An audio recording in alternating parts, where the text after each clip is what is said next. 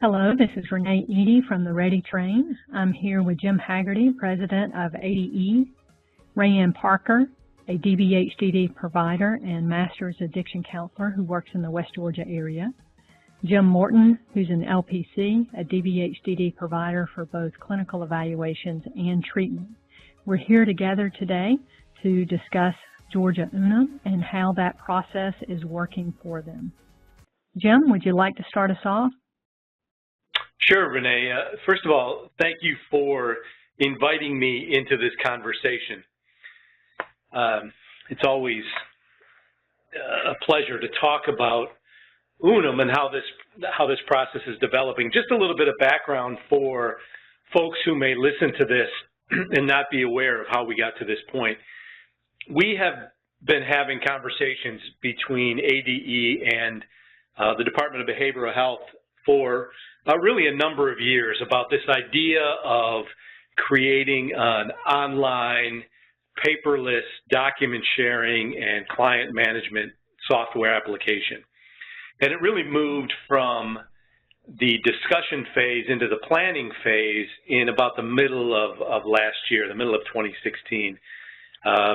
Renee, you and I sat down with Dr. Dunbar, just sort of sketch out what it might look like, and then we had a more formal meeting with DBH later in the summer of last year, and at that point we dove into creating this application. We got to the point really December of 2016 or January of 2017 where we felt like we had most of the program complete to where we wanted it, and we opened it up to some of the providers to use it. And I'm grateful that you have Wrayanne and Jim here on the conversation, because those are two of the folks who have really been helpful to us in this beta testing, in this pilot program phase, to get in and actually use the application and develop some thoughts about it. So I kind of want to start there. Maybe we know here on our end, we know most of what the DBH program entails. We know what most of the procedures are, but we're not the ones who are using it in the field, actually. And so it's been helpful to us to get people who are in the field to get in, start using it. We've received some very good feedback over the last several months that have helped us fine-tune the application. We are at the point now where we are starting to look at the next phase of this, which is where we will be addressing the treatment component, but that's probably another conversation.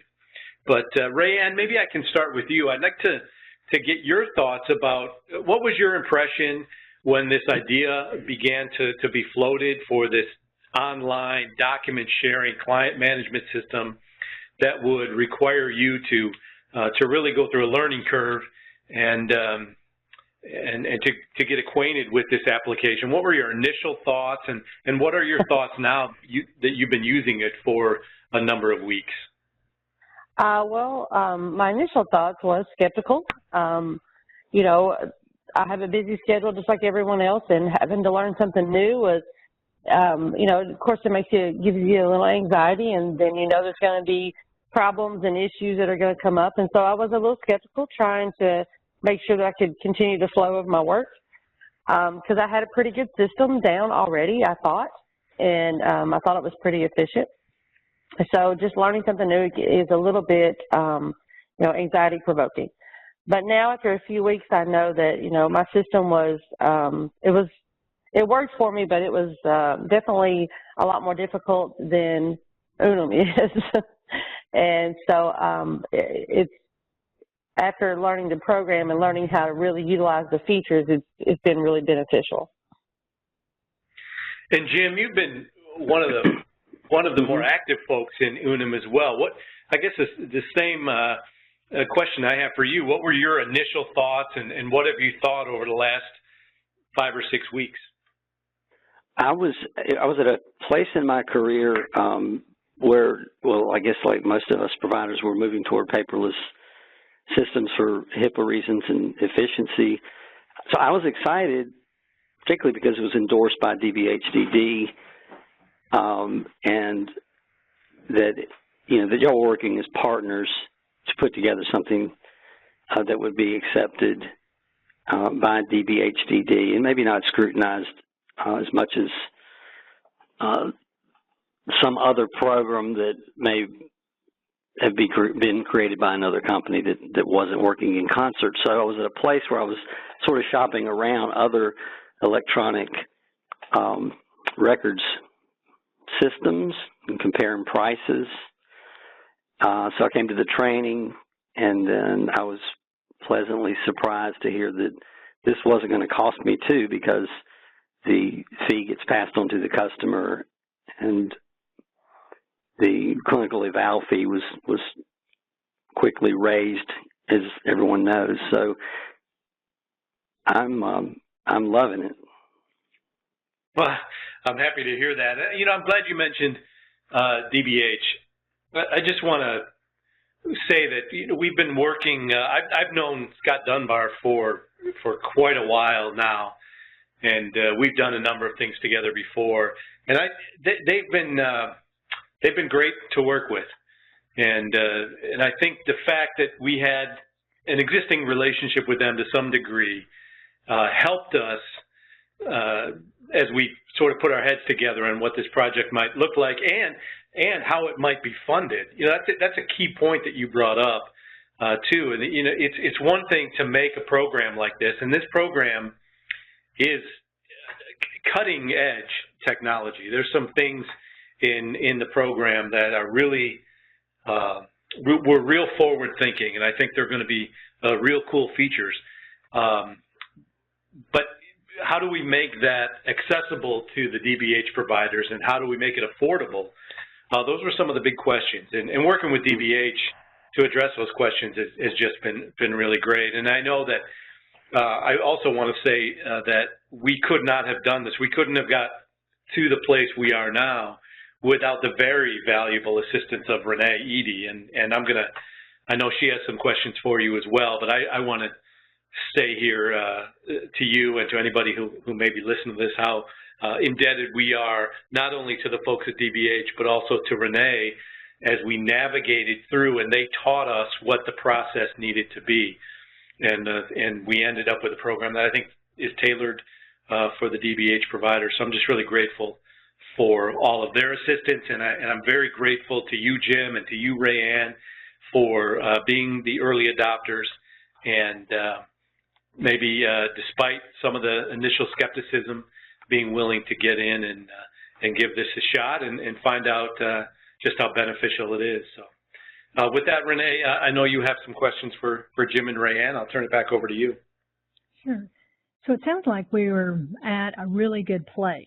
Wrayanne, you thought you had a really good process and weren't eager to change, but now that you have changed, you kind of moved into a different spot. And Jim, you were weighing out electronic records already because you knew this was the wave of the future anyway. And so now that you've both had a chance to work with Unum for over a month now, I'm kind of interested in your thoughts about how it has changed your process and the benefits to you as a clinician and as well as your clients. And I'll start with you, Jim, first, and then we'll hear from Wrayanne. Okay. Well, I mentioned other programs could be scrutinized by DBH. I don't mean that that's not against anyone at the DUI intervention program. It's my concerns about when I get audited by APS that I've got to have the right pieces of paper in the file, and I'm not a very organized person, and I can blame my staff all I want, but sometimes people will, make the last copy of whatever piece of paper, and I've always been anxious that, it's a big deal when you're running several. I don't just do DUI evals. I do a lot of different criminal justice evals. So I've got to have all these different packets of paper. When a client logs into their Unum account and clicks, I agree to the clinical eval, it's got at least 6 or 7, it's got my contract, it's got the please read statements, it's all the stuff that APS, if they're still the ones that do the audits, it's been a few years for me, thank goodness, but everything that they might be looking for that also ensures I'm informing the client what I need to inform them ethically under HIPAA. It's there. And so if they want to reflect, if they want to look back at it, it stays in their account. So having, the paperless system is great. I like the fact that I can administer the DAST, the MAST, the audit. There's a number of assessments I can send to my consumers. Most of them have a cell phone and will take these evals, like they'll fill out the MAST on their phone while I might be typing their clinical, and then they put it back into the system. So those are nice features. And just stop me, Renee, if I drone on too long. But the clinical eval template is nice because you've got all the DSM criteria for substance use disorders. You've got risk factors. You've got the ASAM criterion. And so it's really the nuts and bolts of what we're supposed to be doing as evaluators. The most crucial information is in that form, and it doesn't take a long time to complete it and then share it with probation. The consumer can pull it down later whenever they need it. So those are the things off the top of my head that I like. Right. I really appreciate you saying all those positive things about Unum.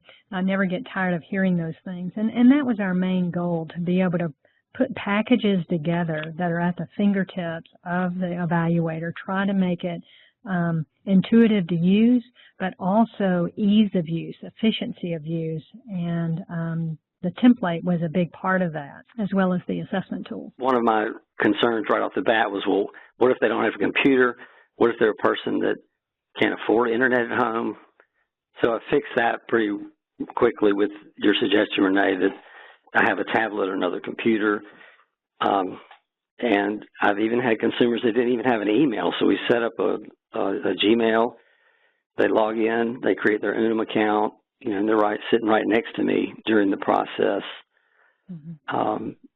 Or if we need to do it the old-fashioned way, I still have, papers. If they prefer that, I can still do that and do releases, on paper. I can still use the electronic system, even if the customer prefers to have their own paper copies. I can print things out for them. But most people are just, they want to get their clinical over and find out what happens next. So I haven't had any resistance from consumers. Yeah, it allows you to meet the client where they are, as whether they want to use their cell phone, a tablet you have in the office, or do it the paper and pencil method. Right. Wrayanne? Well, I don't know if I can really add to that. He really said it all. Everything that I find to be convenient about it, not having to have a huge file of paper and some of it that I may or may not use depending on the situation.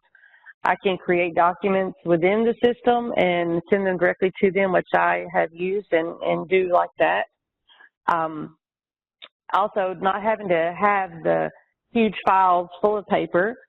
I haven't run into, and fortunately enough, I've only run into a couple of people that have not had an email or didn't have internet access, and like Jim said, I can just do it right there beside them, and so it's really been convenient.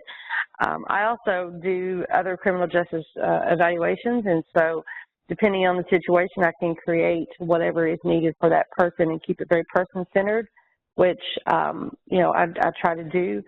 And just the convenience of it has been very beneficial to me.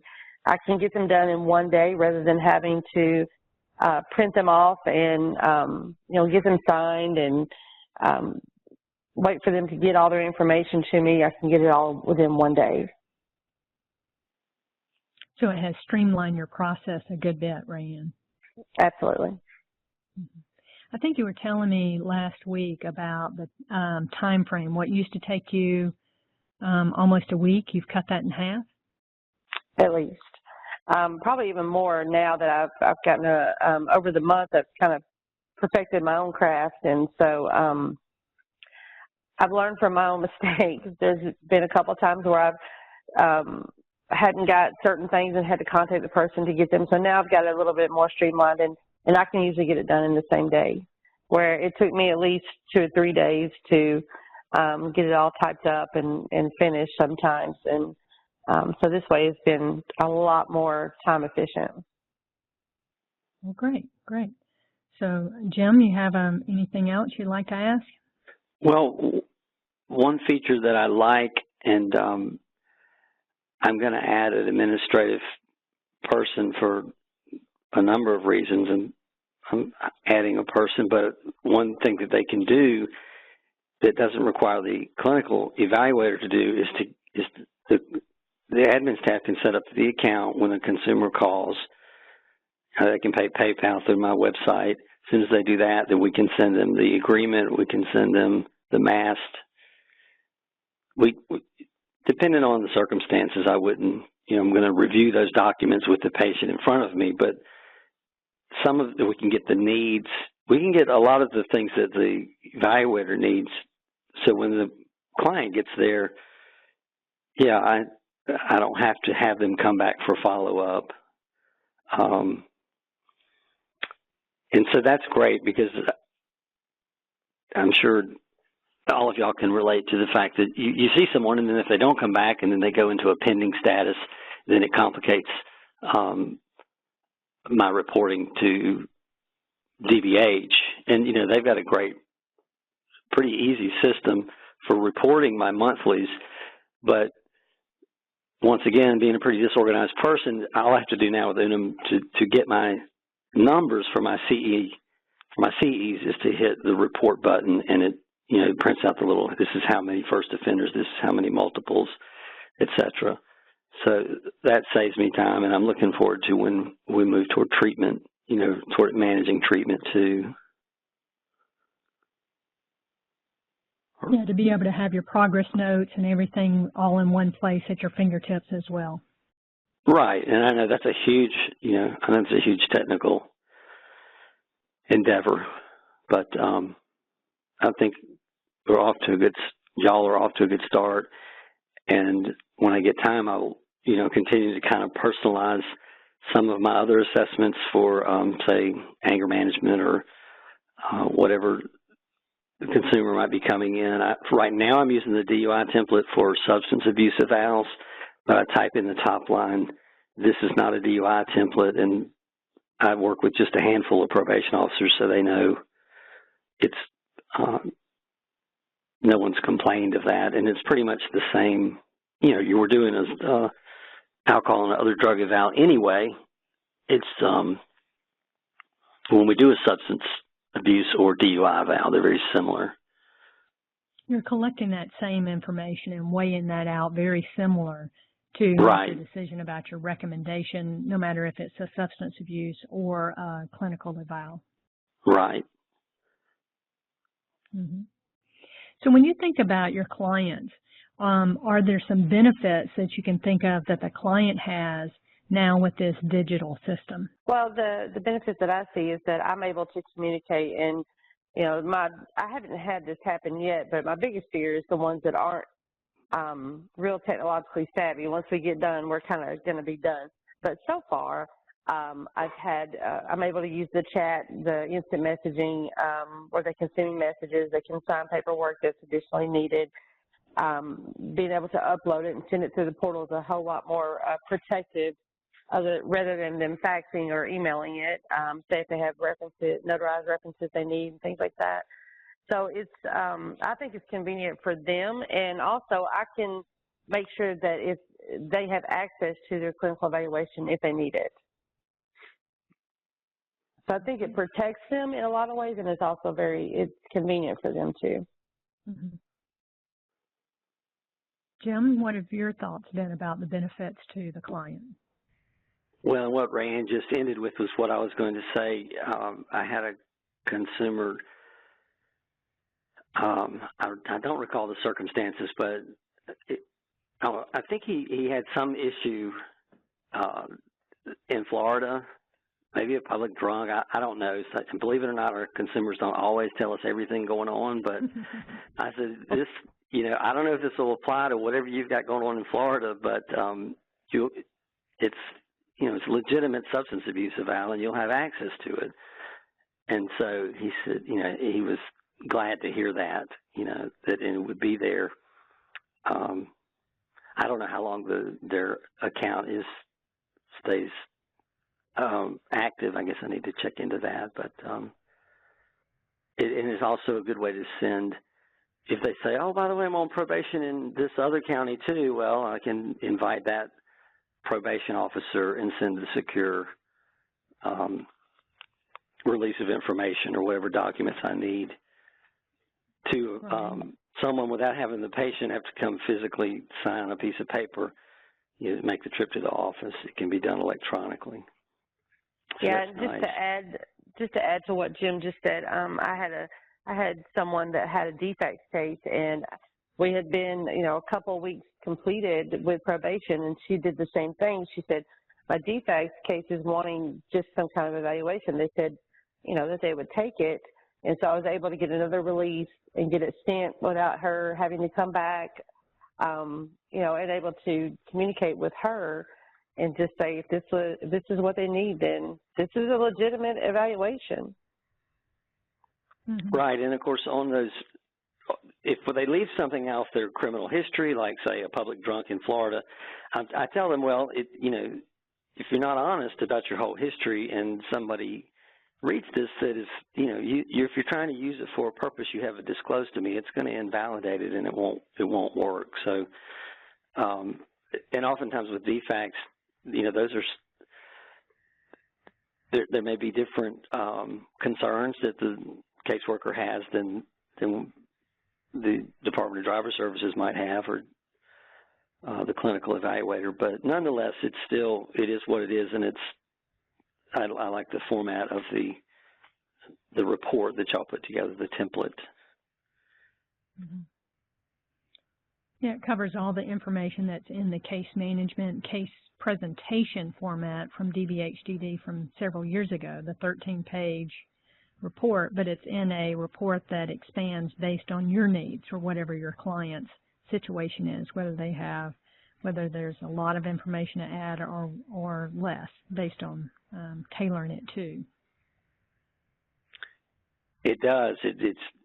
There's the ability to upload things such as affidavits, and the 13-page document includes supporting documents, so they can be scanned into the system, as I understand. And I haven't tried this out of state yet, but I have an out-of-state case. And, those are all different in DBHDD. We don't report those unless they have some sort of Georgia involvement, but I think this case was out of New Jersey, so I have to conduct the assessment based on their New Jersey criteria. And so this, when you include the DSM and the ASM placement criteria, and the MAST, say, or audit, that probably covers all 50 states, I think it's what we've been doing for a long time. It's just all in one spot, Yeah, so even if you have to put it in a different format, you have all the information you need if you use the template to collect the information to begin with. Right. Mm-hmm. Mm-hmm. So, Jim Haggerty, do you have some questions? Well, I'm listening to this. It's very gratifying to hear that people are using the application and they're able to take advantage of all the features that we built in. It's just really gratifying to hear. Jim, you were mentioning some of the assessments. I do want to tell you that we have a marijuana history and severity scale that will be in the application probably within the next couple of weeks. We have it written. We're doing a little bit of internal testing, and I think that you'll find it as useful as some of the other assessments that are in there. You mentioned the MAST and the DAST and the audit. And it's our intention to continue to build that library of assessments, whether they are created here by ADE or whether we use some other public domain instruments. It really is our intention to increase that list of options for available assessments. So keep your eye out for that, and I think that will even expand on the usefulness of the application. So it's very, very gratifying to hear that you're using it and taking advantage of the features that are built in. I wonder if you could, both of you maybe, could talk about the training, talk about the orientation to the program.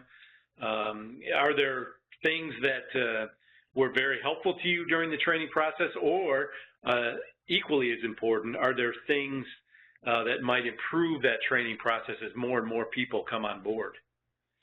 Wrayanne, maybe we'll start with you. What could improve the process? The training process. I'm not sure I understand your question. Okay. I think with the training process, I think it's going to be important to make sure that what you're teaching or how you're teaching Unum does align with DBHCD and kind of what they require to. And I think that was helpful to have Renee, because she does have experience with that, to do that kind of work.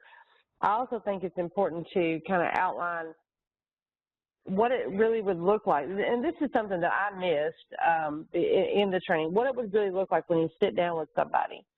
So say, okay, so someone comes in and kind of walk through that. This is what you do A, B, and C. I kind of fumbled through that my first couple of times, what I needed to do and how to make sure I got all the information, make sure I got the associates registered, things like that. So, but those kind of things would probably be beneficial to someone newly starting this. And Jim, do you have any thoughts on that? I agree, and I only heard 1 hour of 2-hour training because I'm a little directionally challenged too at times. But I heard the second half when I walked into the training there at the college campus in Douglasville, wherever that was, West Georgia, I think. You were right at the point where you were saying, everybody look at your emails and look at the invite, and I was able to get onto the Wi-Fi at the training facility, and some of the other of my colleagues couldn't for whatever reason. But I think that's critical to have us bring our computers and log in and play around with it. And I can't really criticize the training or make suggestions since I missed the first half, but I know once I started using it, it was pretty easy to learn, and I had to call Renee, and I had to call your tech support, Craig, and I once accidentally sent a report to Craig, and he called me immediately on my cell phone and said, what are you trying to do? I said, I don't know. So I had missed a couple of features, but then he also shared with me an online training manual, so now I just refer to that if I need to figure out something that I haven't done before.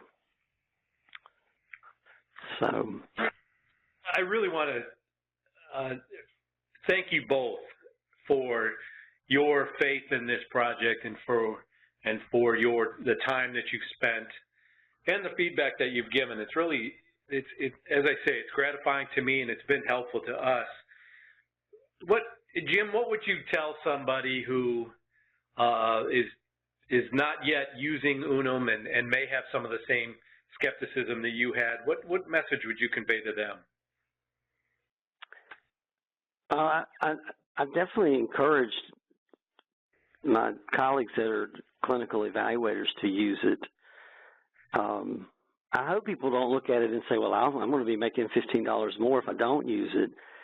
You're going to spend that much time, I promise you, Xeroxing, going to Office Depot and buying reams of paper and all the paper when you're using a paper system, storage of records, it's certainly worth the money that we're being charged for the service, and I don't know of any competitor that would do it any cheaper based on my prior research. So I encourage folks to use it and also say, and it's going to take you a few times to get it down. So, you need to practice.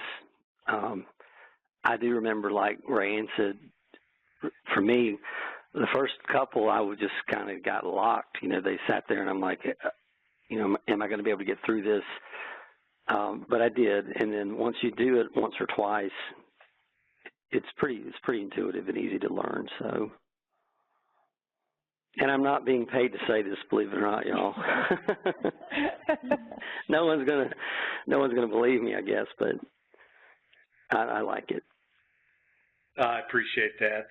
Renee, maybe you can talk a little bit about the idea of the trial phase, the ability to try it out, to allay your fears before you actually become active. And some of the comments that Ray made right there at the beginning, talking about training, is seeing how it works with an actual client. And that's something that has changed since we started this process. As part of the training is we have other participants pretend to be the client, and they work through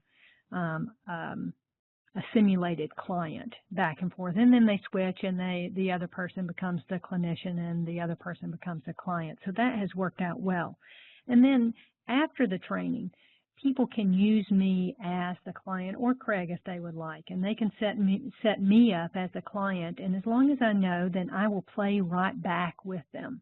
I'll take the MAST or the DAST, whichever one they send to me. I'll sign documents, I'll sign releases, and people can kind of see how that works. They can also set up a friend in the system, and they get to put as many files as they want into Unum as far as a trial basis. And then once they decide they want to go active, then we're going to wipe out all of those fake or trial clients so that the provider has a clean slate to start from. So you don't get charged at all for the training or for putting in trial accounts, and you can put as many as you want. I think that would be really helpful, and I think you offered me that experience, but I jumped in with both feet, and so I don't regret it. But I think that would be helpful for people trying to make the decision to join Unum for sure. Yeah, I think it's a good idea just to play around. But hey, I'm one of those too, Wrayanne. I like to jump in the deep end and try to swim, and that's usually how I've done things. Whether you like to learn by trial by fire or whether you like to take some time and practice with it, we'll work with you either way a person wants to learn how to use Unum. Craig and I have tried to be accessible at a variety of times of the day, evening as well. Some of you may have been able to take advantage of send us an email. We try to call you back, as you mentioned, Jim, or receive emails back quickly. Our overall goal is to create, to have something that is efficient for the providers, that's secure, it's flexible, you can share between all stakeholders if possible, be able to transfer or share information, and have this powerful reporting tool. And based on what you two have been telling me today, I think we've met that goal. Yeah, I definitely think so. I'm excited to see where it goes from here, because you keep adding features, which is great. You keep adding some ease to the registration, or at least some clarification to the registration of associates, which is great. I like the marijuana screening, like that's going to be really helpful. And I agree with, and Jim said it before, all the assessments that are right there at your fingertips, instead of carrying, tons of paper and getting people to hand do them, it's extremely helpful. So I'm excited to see what else y'all can add. I can't imagine there'd be more, but if we can streamline reporting, that would be even more beneficial. Okay. Yeah, not only assessment, I really like the problems with the MAST and the audit are they're only as good as how honest the patient is. So to do a good clinical, when they say I've never had problems from my drinking, it's like, well, you don't consider 3 DUIs problems. It's still a valuable tool, even if they aren't completely honest, because you'll see that they're hiding something about their substance use behavior. But as many evidence-based. I'm a big believer in past behavior, predicts future behavior. So if someone, I guess that's why we pull the driving record, and so the more evidence-based, non-self-report instruments, if those exist, bring them on.